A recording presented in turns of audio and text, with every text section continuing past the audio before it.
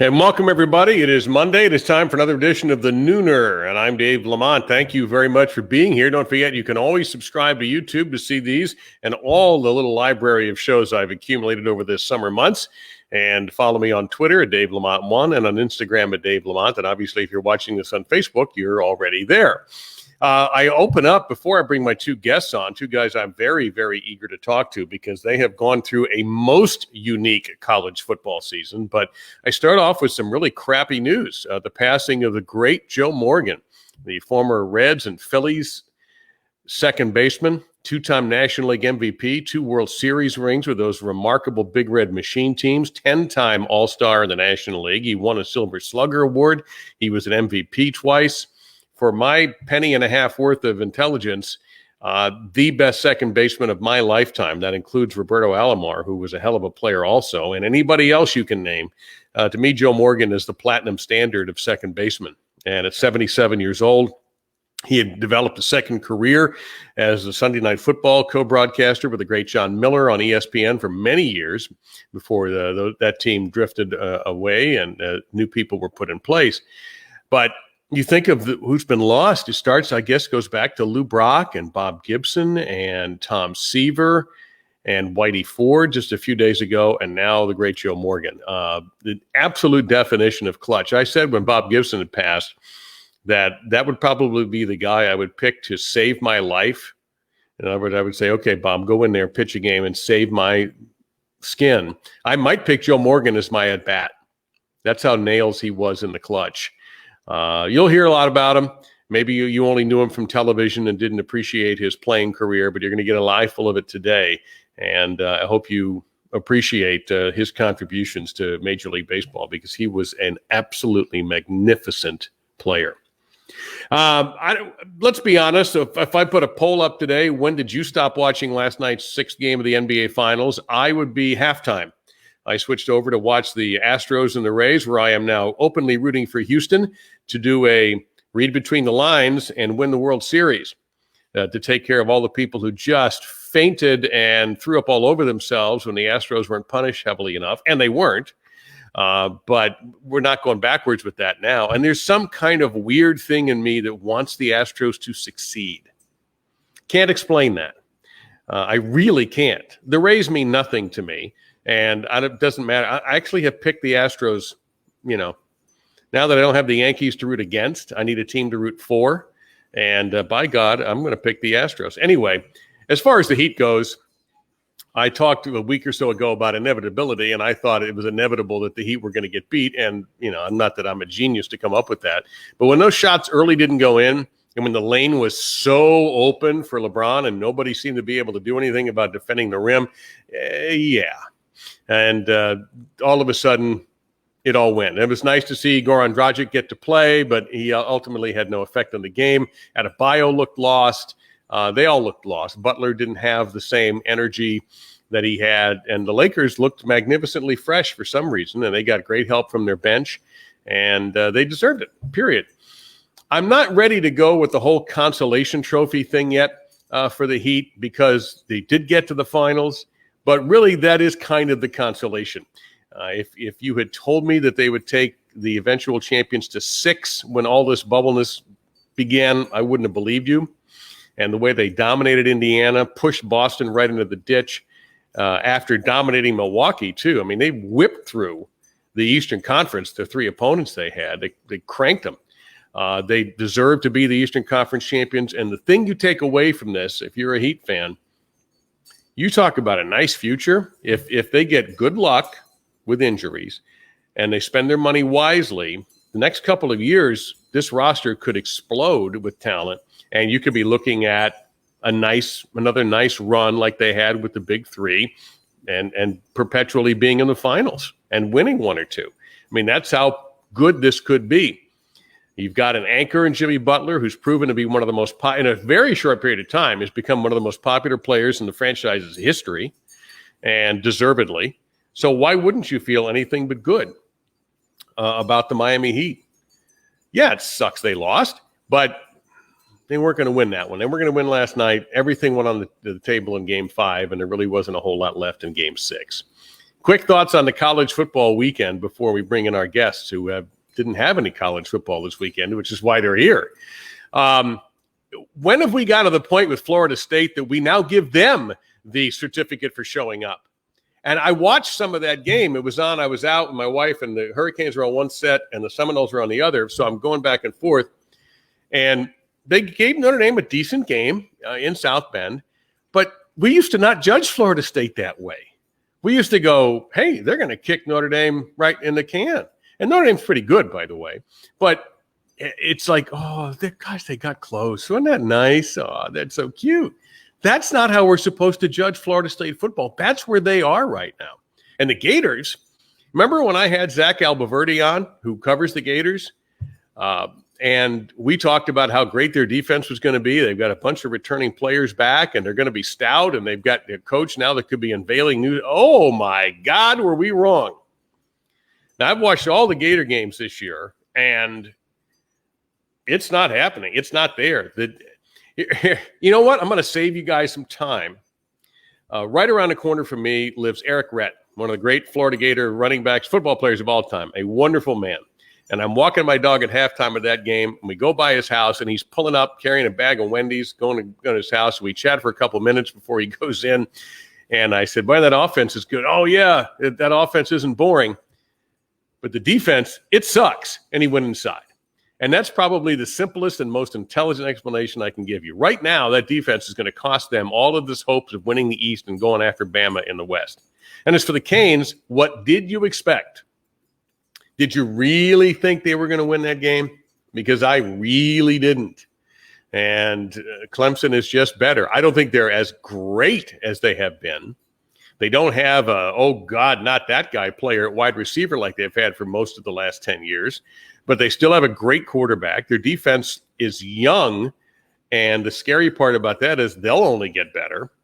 So Miami is right where you figured they'd be. 3-1 is Louisville doesn't look to be all that good anymore. So I'd take it. I'd shut up about that if I were you. Hey, at least they got to play, because now, as I bring in my two guests, two wonderful men who are joining me here, Frank Forte and Ken LaVicka. Frank, of course, host of the Owls Burrow on Fox Sports Florida, and Ken, the radio voice of FAU football. 6 is your magic number, and they know what this means. But for those of you who are just sitting down, I don't think there's another program in the situation that the Owls have been in. They've had 3 games canceled and 3 postponed for a grand total of this cast is brought to you by 6, the number 6. Ken, I've been learning about this mainly through your Twitter account. It seems to be you're breaking the news before anybody else. Can you give people a sense of the frustration around the program, or at least your own? Oh, it is massive. And Dave, and Frank knows, there's a lot that goes into these broadcasts other than just showing up and calling a game. And so you go through the game prep, and you go through the coaches show, and you put together charts, and you record interviews, pregame, halftime, postgame, and then we're finding out Wednesday or Thursday. And in one instance, the Georgia Southern game, we find out the Friday before the game, hours before the game, hey, we've got a COVID outbreak. And so this has been immensely frustrating for the administration, for the program, for everybody involved. I mean, think about it. Opener against Minnesota, money game. We knew that wasn't going to happen, but that's a significant loss to the schedule. And then Stony Brook, their conference at the FCS level, decides they are just going to do it in with fall football. Supposed to have USF at home. USF played Notre Dame, who had that outbreak. So this term, Dave, we've heard it a lot. The abundance of caution comes into play with that. And then Old Dominion canceled its season, and they're not playing in the fall. And so it has been really messy, and it includes trying to go to Southern Miss. It was bad enough going to try and navigate Hurricane Delta. And then the COVID came into play on the FAU end, and it's significant numbers. We're talking 9 members of the staff. We're talking 18 players this time around. FAU is going into a bye week, but who knows what you have available 2 weeks from now against Marshall. Yeah, Frank, I've never quite seen anything like that. And we know Baylor has kind of shut things down, and they had another game postponed, but at least they had, it's not like Ken said, the Friday before you're finding out. What's being done about this up there? I mean, how much caution are you seeing on the campus and around the athletic department? Well, before I answer that question fully, Dave, I have to do one of these for you. Oh, yes. the Joe Morgan because I echo your thought. You don't. Yeah. No, you thought what? No, with the underarm and the noise. No. That was the Joe Morgan wing flap because it just said when you rattle off the guys who have passed away recently, that just says we're getting old because those were the guys in our youth that we looked up to. And you're right about Bob Gibson. If anybody, I mean, a pitching coach would now, if he pitched today. A pitching coach would come out. He'd tell him to get his blankety blank butt back in the dugout. This is my game. Get out of here. And I love that about Bob Gibson. To echo Ken's thoughts, it's been really frustrating. There's of the conferences that are playing right now. There are 4 teams that have only been able to play one game. It's FAU, Air Force, Temple, and Houston. Mm-hmm. So. We've all had Air Force like limited to amount of games they're playing, something like that. Yeah, I'm not totally sure, but yes, but it's. I believe it's academy schools that they're limited to playing. Right. So there's a lot of caution. Our athletic director has said publicly we're always going to put the safety of the student athletes first and foremost. So and by the way. The 2 big catchphrases in sports of 2020 are abundance of caution and unfit to play. Yep. We heard that in the hockey playoffs a lot. He's unfit to play. Okay. Yeah, but that's of course hockey gives us the upper body and lower body injury. They've even gone away from that. They're not even doing that now. It's unfit to play, and they're not even specifying that. Wow. But I started to hear that in baseball, and I started to hear that in basketball too. Well, that would have been. I'm unfit for a lot of things, but certainly not. Well, we all know that. Yeah, you especially. Before I get in more of this, I was thinking about this last night, Frank. Of all the associations and friendships I have in the South Florida media, you might be the longest. I wouldn't be surprised at all. Ken, you may not know this, but when Dave back in the day worked at Dania Highlight as their announcer, he and I used to get out on the court about once a week and play a little singles. We did that. Who is the top player? Who ended up coming out on top most often? Dave was a little stronger than I was on his forehand. So you had a good left side. I had a good left side, but the right side, Dave would dominate. Yeah, I played. I'm gonna tell you something. I loved playing highlights so much that I remember blowing off my 10-year high school reunion because it conflicted with my Saturday afternoon game. Yeah. I'll tell you this, Ken. People say golf is the hardest game to play well. In my book, it's highlight. I'm telling you, when I moved from Chicago, I had never heard of highlight, period, in my life. And the first 2 weeks I was down here, someone brought me to see a highlight match, and it was the single most remarkably insane thing that I've ever witnessed. It was absolutely out of control. Why do you think Dave worked in that industry? Now that I've gotten this completely off track, Dave. No, that's okay. But I was going to ask you both, and Ken, I'll start with you. One thing that's interesting about this is this team any good? I mean, how do we know? You're 1-0, but is this team? How does this team look?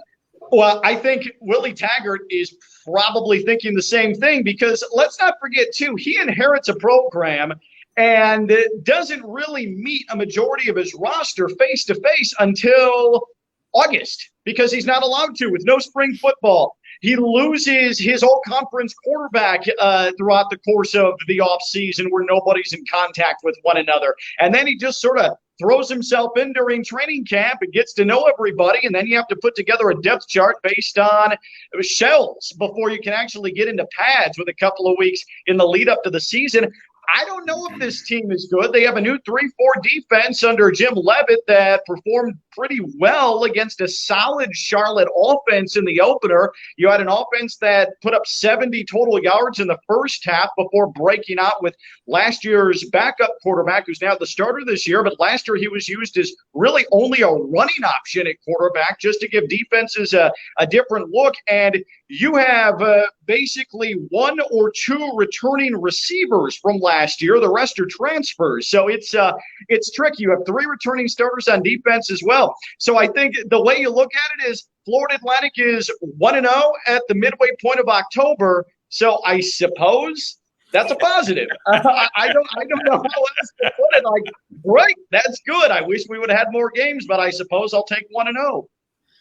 Yeah, it's. I think Willie Taggart and his staff don't really know what their team is right now. They're still struggling to figure out what they're good at and what they may not be good at, and try to work their way around. To Ken's point, it's not only that we lost so many starters from last year. I would argue that at the very least, FAU lost 7 of their top 10 best players for one reason or another, including 2 outstanding linebackers, one of whom is now with the Dallas Cowboys. So, they're really rebuilding and with a new scheme on that side of the ball. So they think they have some talent there, but a lot of it is really young. Offensively, in the first half against Charlotte, you looked around and go, and I pointed this out to Ken, before the last play of the first half, FAU had 66 yards of offense. They had 66 yards on the first play against Charlotte last year.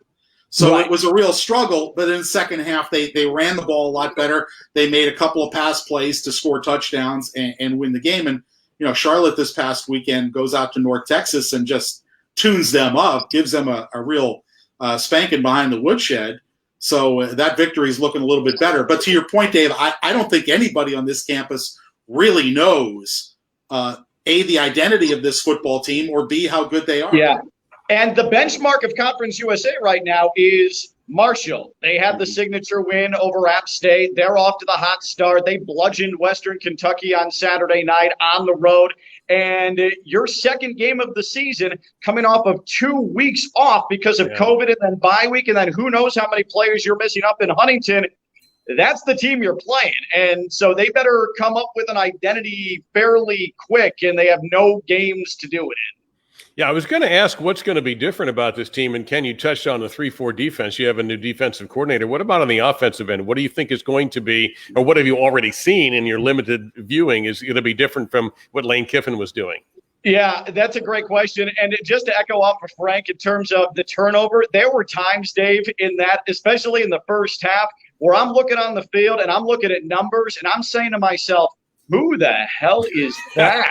It really was baptism by fire last Saturday. But in terms of the offense, you're not going to see, I don't think, the absolute lightning quick tempo that you saw through a vast majority of last season. Now, let's be clear about something. FAU was much quicker in 2017 when they won that first Conference USA championship with Kendall Browse as offensive coordinator than they were in the following 2 years. But they also had a veteran quarterback last year. They had Harrison Bryant, the Mackey Award winner, who's now playing extremely well with the Browns. You had the best backfield collection of runners in all of Conference USA. And now I think that it's going to be a little slower. I think it's going to be a little more methodical. Nick Tronti is certainly not the vertical threat in the passing game that you saw with Chris Robinson in his 2-year tenure as the starter.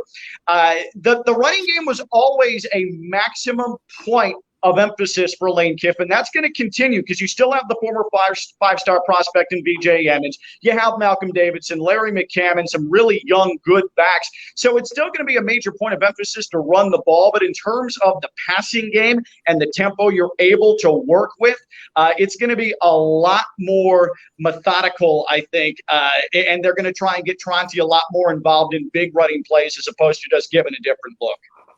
Yeah, I think the offense will be less tight end dependent.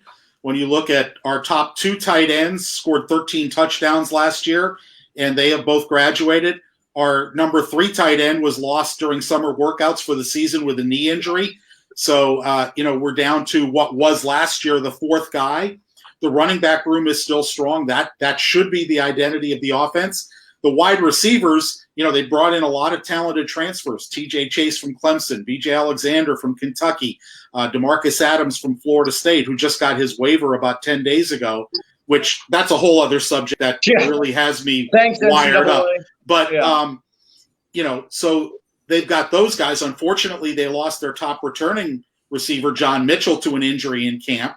So, and they only threw the ball 22 times the first game and completed 11. We haven't seen a whole lot of those wide receivers yet, but on paper, they're a very talented group. So again, moving forward, hopefully we'll see more of the passing game and those guys utilized a little bit more than they were in the first game. But the running back room is really solid.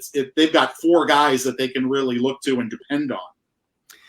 How seriously should the fans take this whole college football season? Now, FAU is an extreme example. I mean, what's happened here is the most unusual story in the sport that I can think of. We have a bunch of schools who are just going to be joining in the middle of the race here in a couple of weeks after saying they weren't going to play again. And we have all these conferences coming back. Is this a year that's going to go down? Well, it's going to go down in history, but for all sorts of wrong reasons. But, I mean, are we getting a legitimate champion, do you think? Oh, that is a great question, and that's something that we have talked a lot about over the last several weeks. By the way, because this is bothering now, and you guys, when I need to refer back to sports history, you guys are who I go to. Who was the woman who joined the Boston Marathon halfway through and won it? Rosie Ruiz. Rosie Ruiz. Yeah. So when Dave said that, Rosie Ruiz is who came to mind. Okay.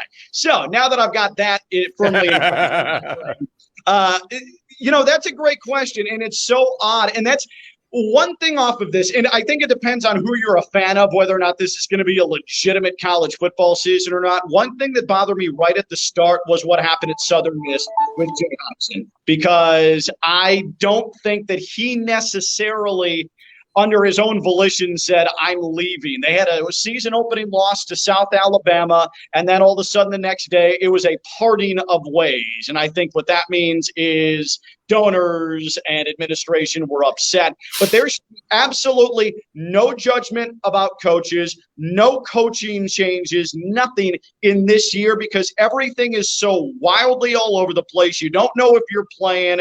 I mean, Mac Brown was talking about it on ESPN prior to their game this past week. They never know before Saturday at 9 a.m. if they're actually going to take the field or not. That's the reality for everybody. So I suppose because everybody's in this COVID universe right now, yes, the champion is legitimate. The season is the season. There's no change in it.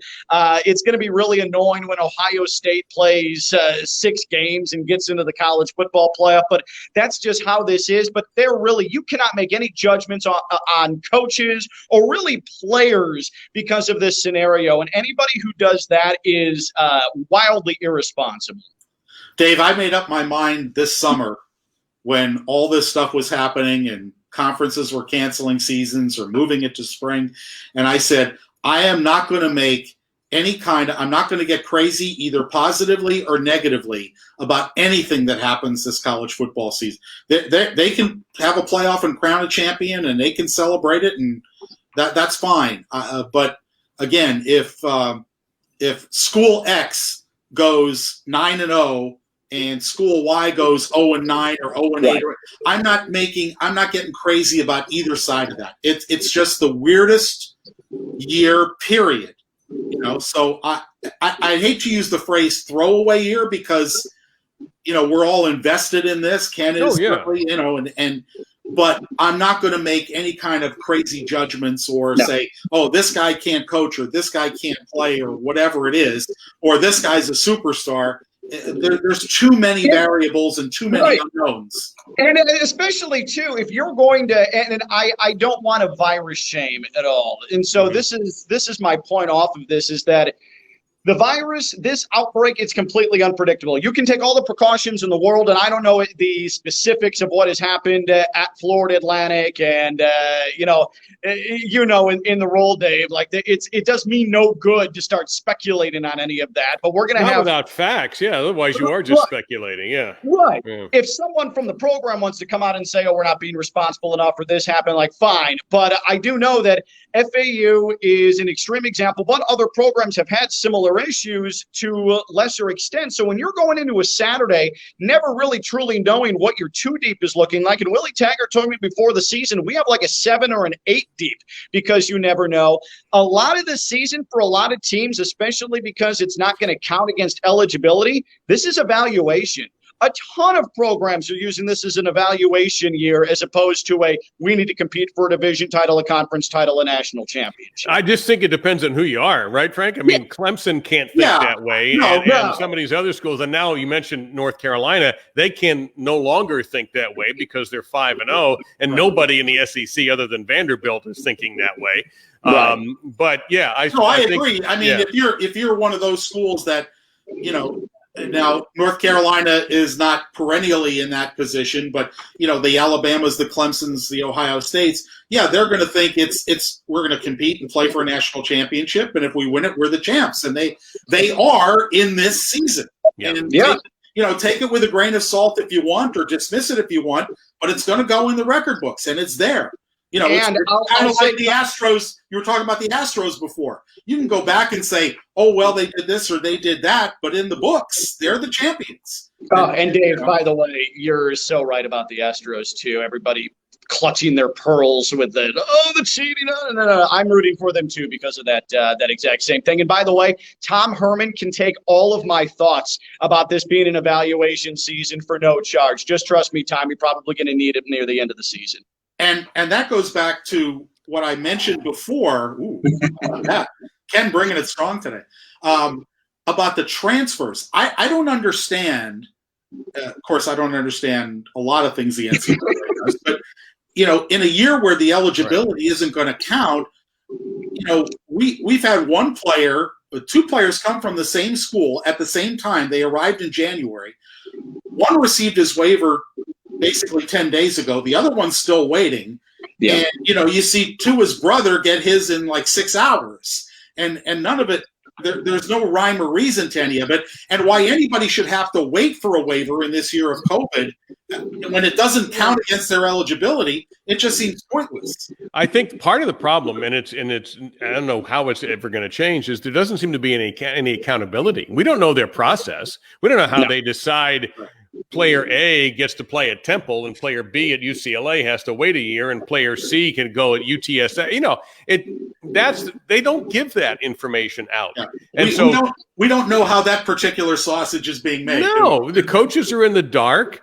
Right. We've all talked to coaches who are like, I don't know what's going on. And if they don't know what's going on, but then we know the athlete and his or her family does not know what's going on. It's one of the weaknesses of the sport. That and the fact that we have, I'm starting to believe, and I thought this might happen, but now it's a dead subject, that we might get some kind of commission to oversee college football.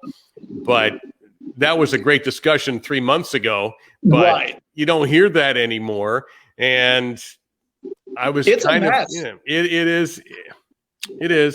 It speaks to why it seems like nobody, not the conferences, not the NCAA, really did anything to plan for COVID protocols until like mid-July, where they're like, oh no, this pandemic is still a thing. We probably should start thinking about it. They never mind the fact they had 3.5 months after they canceled the NCAA tournament and everything else to think to themselves, maybe this might last a little bit. We're not off to a great start, but no, they just sat, and nobody was surprised. Having said all that, guys, isn't it kind of anarchy right now? Because LSU has lost 2 games and they can't stop anybody. Florida's defense, as Dave said, we all thought was going to be great, and they can't stop. Lane Kiffin at Ole Miss, that offense is in high go, but their defense can't stop anybody. The SEC's turned into the Big 12, apparently. But it's been fun. It's been kind of fun to watch. Clemson's been really the most predictable. In camp, you always have the defense get off to the quick start, whether it's spring ball, whether it's fall camp. It's always the defense that's ahead of the offense. But this season has been the complete polar opposite of anything I've ever known about college football teams as they step onto a field for the first time. Except at Mississippi State, where they can't score, and they have a guy known for offense who is wondering. That's what I'm saying. It's total anarchy. It's crazy. And that's why you can't read anything. I mean, does anybody think that Mike Leach eventually is not going to have a good offense there? So, again, this year, to me, you just kind of take the numbers and say whatever. Yeah. What are you guys hearing about college basketball? Now conferences are starting to come out with some schedules. it certainly looks like they're going to play, but yeah, do we know yet how that might look? Well, I think what it's going to come down to, and these are just things I'm hearing, and a lot of this is through FAU staff and what they're planning to do, or at least looking at, there's going to be a lot of non-conference bubbles, not even necessarily tournaments, rescheduled tournaments like Maui is now in Greensboro. Sorry for that consolation, but I think that you're going to get as many, based on regionality, based on locale, as many teams as you can together to play 5, 6, 7 games at one time in a 10-game span in a bubble scenario, so that you can actually get these games in before your conference play starts. In Conference USA's case, this is something that they've tossed around, and they are going to continue to discuss, and we'll come to a vote on it, I think, sometime in the next 2 weeks. There will still be road trips, but you will play that team you travel to twice during the course of that trip, as opposed to play on a Thursday at Marshall and then go to Western Kentucky and play on a Saturday. No, you'll play Marshall twice. You'll head back home. You'll host Southern Miss twice. And that's how the conference is going to end up playing out, just to reduce travel to an extent, especially in a league like Conference USA where you're all over the country. You know, the MAC, some of those Northeast conferences where you're just busing from school to school, it's going to be a little different. But at least at the non-conference, and where November 25th is the set start date that the NCAA has set, I think you're going to see a lot of bubble scenarios, or a lot of teams reshuffling to play in-state. I know for a fact FAU had already set up most of its non-conference in the state of Florida. They may not have to adjust because it's just going to be a bunch of bus trips. They did host a tournament last year. Perhaps they use that format and do the same thing again. Yeah, practice is scheduled to officially get underway on Wednesday. Yep. So they're moving forward. Again, this thing changes week by week, day by day, sometimes hour by hour. So again, I don't know that until there's a vaccine out there, I don't know that we're going to have anything definitive on how it's going to all play out. But I know coaches are scrambling around trying to make schedules and figure this thing out. So, we all have to be flexible, and we all have to adjust in 2020. Yeah, and I think fans are a no-go. Yeah, and I do think fans are a no-go no matter the situation or where you live. Yeah, I think they're going to start that way. They may let family. They may let family in. Maybe I don't know if you'll have a band or if you'll have cheer teams, but that might be it. Yeah, it may just be limited to like there were a few people in I think in the bubble of the NBA that were allowed in after they got going, but it was extraordinarily limited, and I think that's how it's going to end up being for college as well, because you don't want to screw the parents and the grandparents out of seeing their kids play if they are healthy enough to play. Give them temperature checks when they come in and all of that. I think is the only way to handle it. Ken, I cannot possibly, I know I don't want to shift off college sports, but can you please explain to me why your White Sox have gotten rid of their manager after a great year? What is the story with that? I'd like to hear this too. Yes, please. Rick Renneria was brought in, like he was with the Cubs initially, as sort of a fatherly presence. And he's always had some issues handling pitching staffs, either over pitching guys or like you saw in Game 3 against the A's in the American League wild card. He trotted out 7 guys to get 10 outs, and so to start the game. And so it's been it was very unlikely, and it was sort of the unsaid expectation that Rick Renneria was going to be the manager that set the base for these young, predominantly Cuban players on that White Sox roster, but he really is not the guy that they would expect to bring them to a next level and win a championship with. Just from a pure day-to-day lineup, handling a pitching staff, that's not him. It's very similar to use another Chicago analogy, Doug Collins with the Bulls. He was a guy that was going to be brought in to help mold Michael Jordan, but it was clear he wasn't going to be the guy to bring them to the next level. And I think that this was not wholly unexpected. It's unfair that this happened now after a truncated 60-game season where they really came out of their shells and turned into sort of the power that they were expected to become with all the moves Rick Hahn made over the last 2 years. But I'm not surprised at all. And I think now the team, instead of needing a babysitter per se, they've matured. They understand how to be professionals, and it's time to get a veteran manager who has won before. And I think that's what the White Sox are targeting. So, Frank, if I'm reading between the lines here, Phil Jackson will be the new White Sox manager. Tom Thibodeau.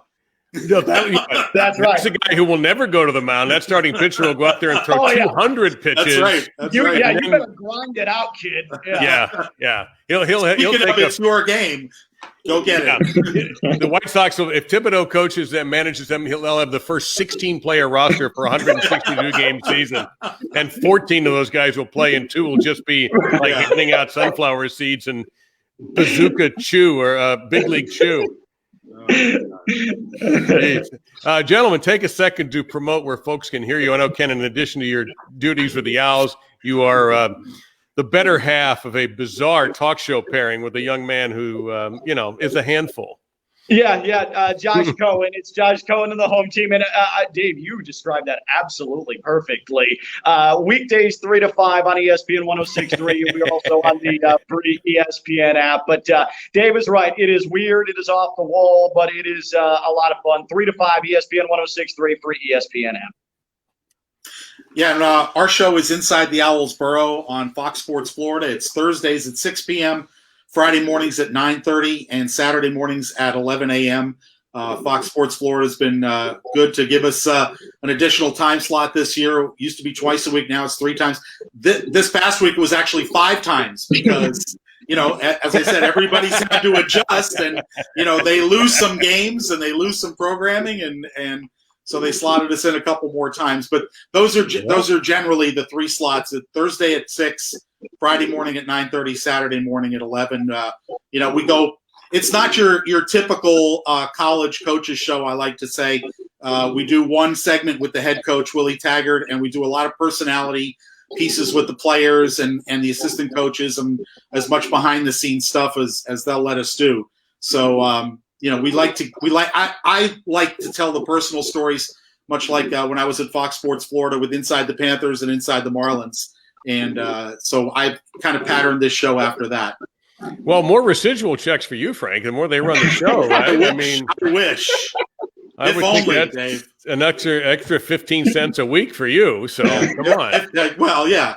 I can, if I drank coffee, I could get a cup of coffee, maybe, but not at Starbucks. Yeah. No, not anywhere, actually. Well, Ken, when is your next broadcast of Owls football supposed to be then? Well, it's supposed to be next Saturday at Marshall. Tonight we have the coaches show with Coach Taggart at 6 o'clock along the FAU network. So we'll have this Monday, next Monday, and then hopefully next Saturday we're playing football at Huntington. FAU trying to beat Marshall in West Virginia for the first time.